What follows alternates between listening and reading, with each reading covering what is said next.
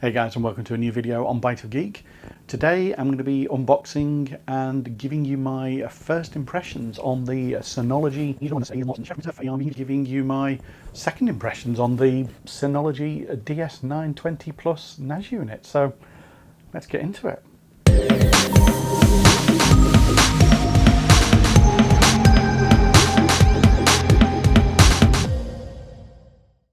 So guys, why second impressions? Why not first impressions on this unit? After all, this is the first time you've seen it on the channel. Well, basically, I got this delivered a few, about 3 or 4 weeks ago, and quickly got camera set up and everything. Did an unboxing recording of it, and got it started through the setup process, only to find that the setup process went around and around and around, and joined a particular Synology channel on Reddit to try and get some advice from fellow Synology owners as to what the problem could be. Logged a ticket with Synology as well, and basically, it turns out it had a faulty reset switch, which does seem to be more common than I would like to have seen reported on something like a NAS unit. But effectively what that caused it to do was when it got to the end of the setup routine, it never continued on into the rest of the actual setup of the system. So yeah, completely pointless. No way I was going to be able to get that to move on by myself, and I had to return the unit and then get a replacement from somewhere else, because unfortunately the supplier where I bought the original from no longer had any stock of it. So I've now got my second unit. So what I'm going to show you now is what you get in the box. So guys, this is the Synology DS920 Plus, and I'm just going to briefly show you what you get inside the box. Really, there's not an awful lot. First off, you've got a power lead. So my understanding is this has got a separate transformer that goes with this. So it's probably in this box here. Yeah, so we have some screws and a couple of network cables, always handy, probably won't be using those, and then the transformer. So yeah, obviously that lead just plugs into that, and yeah, we'll get that set up in a moment. Just move that out of the way, and underneath here we have the unit itself. So all really good packaging, to be honest. I mean, it's not an awful lot that you get, but it is done quite well. And first impressions are, this is actually quite a reasonable size unit. Quite it's lightweight but not cheap feeling. Obviously, it's all black, so it's you probably want to hide that away if you're going to have it in some kind of home entertainment system. But it's a reasonable size. It's a 4-bay unit, and as you can see there, you've got the well, let me just zoom that in a little bit so you can see a bit better. But you've got a USB port on the front there, and you've got various indicator lights there, and then really on the back, let's get this around the right way. What have you got? Well, you've got just on the side here, you've got a couple of gigabit Ethernet ports, got a SATA interface, and then a USB interface and a Kensington lock. Obviously, you've got your power connector there as well. So pretty straightforward. Twin fan, and then on the bottom, and this is really kind of one of the nice things about this unit, is that you've got these expansion slots. You've got 2 of these here to add NVMe SSD drives to it, and these act as a cache drive for the unit, just to help with the overall performance of it, really, when you're writing large volumes of data to the drives.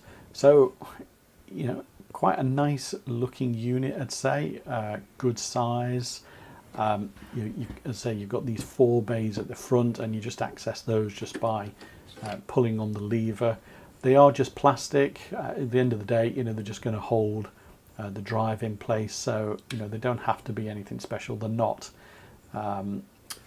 server grade, and it's really straightforward to mount the drives. You just got these little removable clips on the side, and you just basically pop in your hard drive into there, making sure the mounting holes on the side line up with the trays themselves, with the caddies, and when they've got those, you can see those little rubber grommets, and then you just pop the clip back in place, and obviously do that both sides.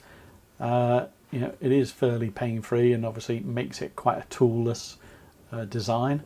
So which is always beneficial if you're going to be hot swapping drives or something like that. And then they just slide back in, and you push down on the lever on the front. So there you go, guys. That's what you get. Literally a box inside of another box. That is the Synology DS920 Plus. So overall, guys, as you can see, you don't get an awful lot in the box. It literally is a box inside another box with some cables, and with this unit, you've got to fill that up then with hard drives. These things aren't cheap. Obviously, a lot of that cost is probably reflected in the price of, I guess, the software itself that's on the unit. And I've just got a small clip here of what the actual operating system looks like, the DSM operating system. This is a version 6 point whatever it is of the operating system. They have a new version 7 that's due out shortly, which just looks absolutely fantastic. So it just runs in your browser, and if you're used to Windows or Linux, something like that, it is a lovely windowed environment. It's very slick, very easy to use, and you've got things like package managers, you've got your control panel, and things like file explorers and things like that. And it is really straightforward. The package center, you can download some of the kind of like the Synology software that off their website. You can install that on your device.